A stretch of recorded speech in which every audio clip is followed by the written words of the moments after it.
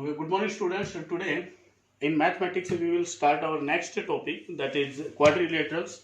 Chapter 8 is there. So, chapter's name is quadrilateral. So, first of all, we know about quadrilaterals. So, as you define triangle, a plane figure bounded by three line segments. For quadrilateral, you will say a plane figure bounded by four line segments. That is known as quadrilateral. This will be the shape. Four line segments will be there. This will be known as a quadrilateral. Now see, first of all, the points in quadrilateral terms. First term is side. So the line segments which makes the figure known as the sides of the quadrilateral. Then sides will be AB, BC, CD and DA. These will be the four sides. After that, vertices.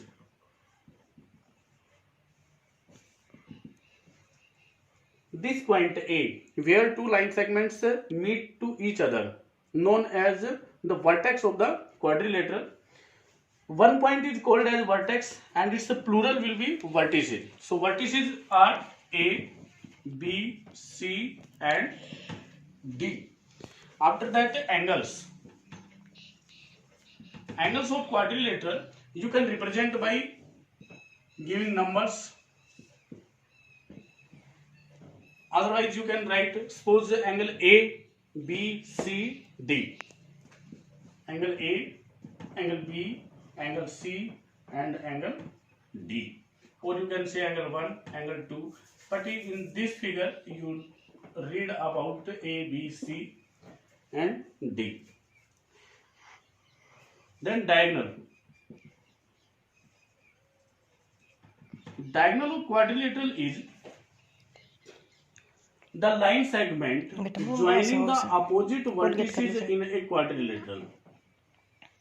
This known as the diagonals. So diagonals will be AC diagonal and BD diagonal. After that, adjacent sides आते हैं.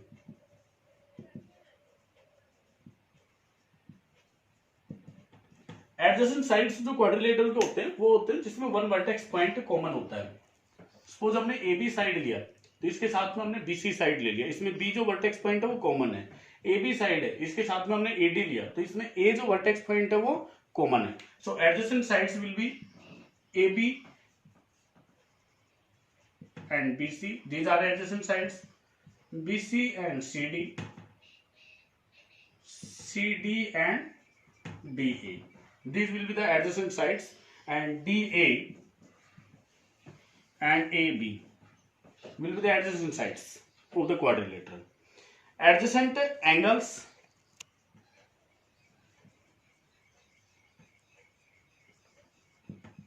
Adjacent angles of the quadrilateral are the angles on the same side on the adjacent vertices of the quadrilateral. Means angle A and angle B, angle A and angle B, angle B and angle C, angle C and angle D, angle D and angle A. These all are the adjacent angles of the quadrilateral. Right? After that, opposite angles आता है एक, opposite angles.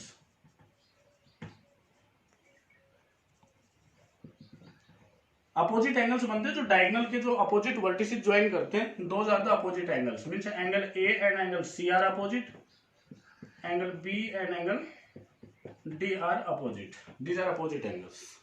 Okay, ये कुछ terms थी quadrilateral से related.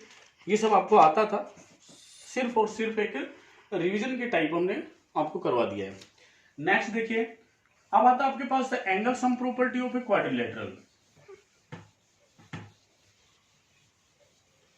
Angle sum property of triangle आपने lines and angles chapter में पढ़ा था, उसका प्रूफ भी देखा था. Why the sum of the angles of a triangle are 180 degree. यहाँ पे भी आप पूछ सकते हैं कि जो क्वाड्रिलेटरल है इनके जो एंगल्स का सम है वो कितना होता है और क्यों होता है. So the sum of the angles of a quadrilateral is 360 degree. You can ask why. So we will join one diagonal and then give the name of the angles. Angle 1, this angle 2, this angle 3, this angle 4, this angle 5 and this angle 6. Now see, in triangle ABC the sum of angles is 180 degrees. So angle 1 plus angle 2 plus angle 3, their sum will be 180 degree.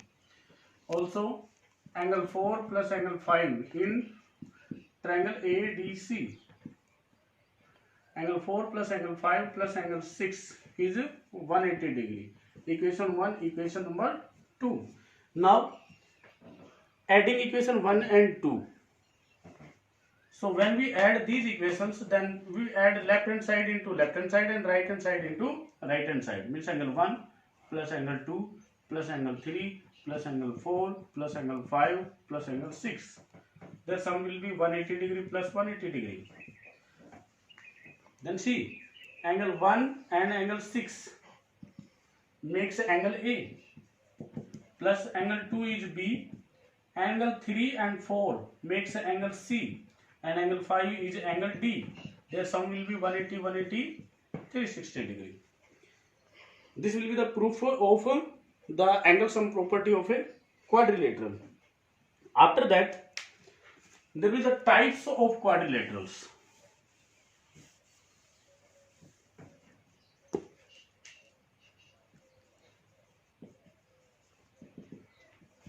Types of quadrilateral important है, आपको quadrilaterals के types का पता होना चाहिए कि किस type की क्वाड्रिलेटरल है. तो जो फर्स्ट टाइप आती है वो आती है आपके पास trapezium.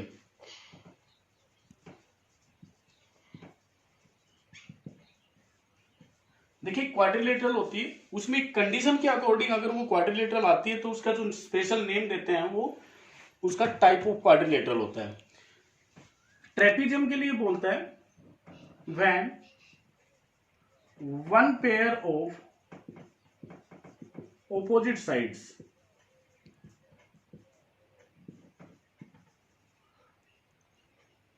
is parallel, then that the quadrilateral is known as the trapezium. Opposite sides के क्वाड्रिलेटरल में टू पेयर होते हैं, A B C D. A B और सी डी अपोजिट साइड्स होगी और ए डी और बी सी अपोजिट साइड होगी. Opposite sides का सिर्फ वन पेयर अगर अपने पास पैरेलल आ जाता है, मींस ए बी और सी डी पैरेलल लाइंस है, यहाँ पे इस क्वाड्रिलेटरल को नेम दिया जाएगा ट्रेपीजियम. ट्रेपीजियम का एक स्पेशल क्वाड्रिलेटरल बनता है जिसको आइसोस्केलस ट्रेपीजियम बोलते हैं. और वो स्पेशल टाइप क्या बनता है कि जब एक क्वाड्रिलेटरल जो ट्रेपीजियम है उसमें जो नॉन पैरेलल साइड्स हैं, दिस एंड दिस, जो नॉन पैरेलल साइड्स हैं अगर वो इक्वल मेजरमेंट की आ जाती हैं तो उसको आइसोस्केलस ट्रेपीजियम बोला जाता है. Okay, so first type trapezium, when in a quadrilateral if one pair of opposite sides is parallel then the quadrilateral known as a trapezium. After that parallelogram, second type.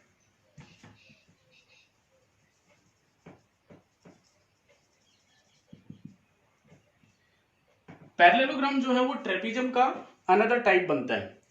Trapezium में opposite sides का one pair था, parallelogram के लिए आप बोलेंगे when both pairs of a quadrilateral of opposite sides are parallel then the quadrilateral known as parallelogram. इसमें जो opposite sides के बोथ पेयर हैं वो पैरेलल होंगे.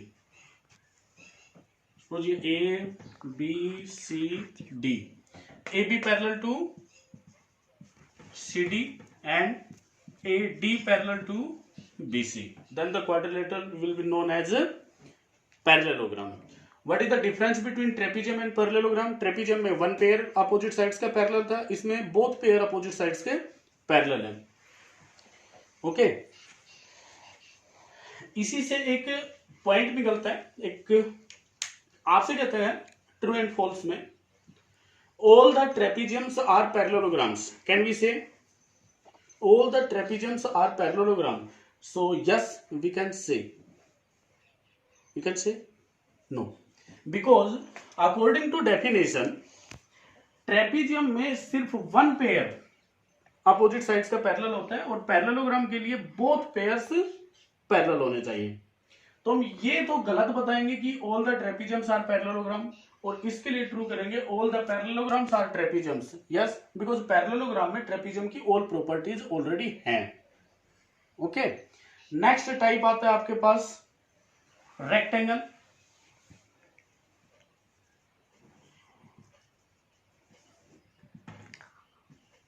और रेक्टेंगल जो है आपके पास, रेक्टेंगल में ये पैरेललोग्राम का स्पेशल केस होता है।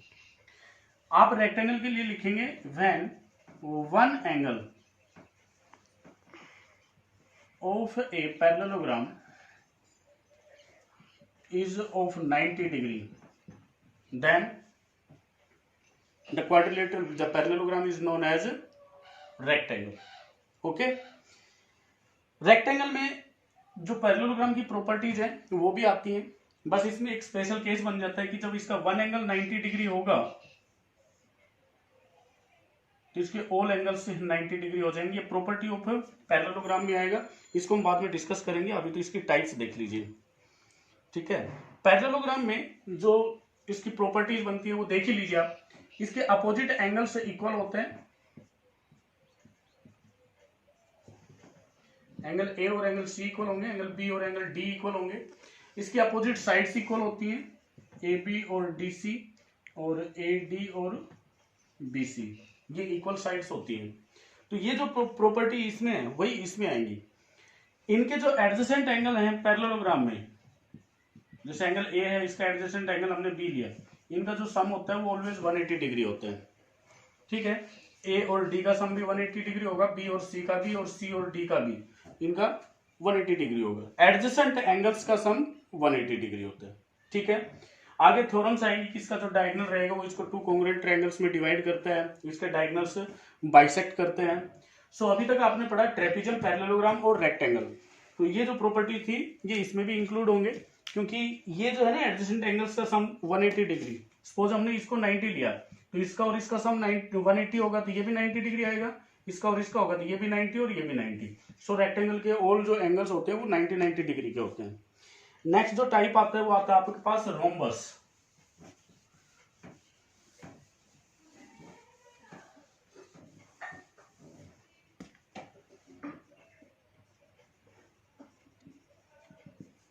रोम्बस होता है कि एक क्वाड्रिलेटरल जिसकी ऑल साइड्स इक्वल मेजरमेंट की रहे, उसको बोला जाता है rhombus. A B C D, all sides of a quadrilateral are of equal measurement, then that quadrilateral is known as rhombus. आपने ऐसा पढ़ा होगा कि ऑल साइड्स तो स्क्वायर की भी इक्वल होती है, बट स्क्वायर जो है वो रोम्बस का स्पेशल केस होता है। जो टाइप होता है वो ये होता है, इसका स्पेशल टाइप स्क्वायर बनता है। रोम्बस में भी पैरेललोग्राम की प्रॉपर्टीज आती है, क्योंकि पैरेललोग्राम में प्रॉपर्टी है कि इसकी अपोजिट साइड्स इक्वल होती है। तो इसकी ऑल साइड्स इक्वल है तो अपोजिट तो इक्वल है, means we can say all the rhombus are parallelogram also. Parallelogram को रोम्बस नहीं बोल सकते हम, रोम्बस को पैरेललोग्राम बोल सकते हैं, ठीक है। स्क्वायर में आता है when all angles of a rhombus are of 90 degree, then rhombus is known as square. Okay, तो स्क्वायर जो होता है उसमें ऑल साइड्स तो इक्वल होती हैं, इसके ऑल एंगल्स भी 90 डिग्री होते हैं, ये स्क्वायर की प्रॉपर्टी होती है। और स्क्वायर के बाद एक स्पेशल केस आता है काइट। काइट जो है ये सबसे डिफरेंट टाइप होता है, इसमें जो एडजेसेंट साइड्स के जो पेयर्स होते हैं टू, वो इक्वल मेजरमेंट के होते हैं। ये इसकी सपोज ये एडजेसेंट साइड्स इक्वल है और ये एडजेसेंट साइड्स इक्वल है, तो इस क्वाड्रिलेटरल को हम काइट शेप बोलते हैं, राइट। इसकी जो एक प्रॉपर्टी होती है वो होती है कि इसके जो डायगोनल्स होते हैं वो परपेंडिकुलर होते हैं, ठीक है। और ये जो होता है ये इसको बाइसेक्ट करते हैं, बाइसेक्ट टू ईच अदर नहीं करते हैं। वन डायगोनल अनदर को परपेंडिकुलरली बाइसेक्ट करते हैं। ओके, सो ये टाइप्स थी इन क्वाड्रिलेटरल्स की, आज आप इनके बारे में पढ़ेंगे। प्रॉपर्टीज ऑफ पैरेललोग्राम हमने डिस्कस किया और उसके बाद इसकी आती हैं थ्योरम्स। सो थ्योरम्स हम बाद में डिस्कस करेंगे, आज आपके लिए सिर्फ इतना ही है। मंडे को आपका एग्जाम है तो आप उसकी प्रैक्टिस कीजिए। एग्जाम है आपका 13 चैप्टर, आपका 13.1, 13.2, 13.3 और 13.4, फर्स्ट 4 एक्सरसाइज ही आने वाली आपकी। मीन्स ओनली सरफेस एरिया से रिलेटेड क्वेश्चंस पूछे जाएंगे, वॉल्यूम उसमें इंक्लूड नहीं है। सो उसकी आप प्रिपरेशन करें और ये जो टॉपिक है इनके सबके आप नोट्स बना लें। थैंक्स।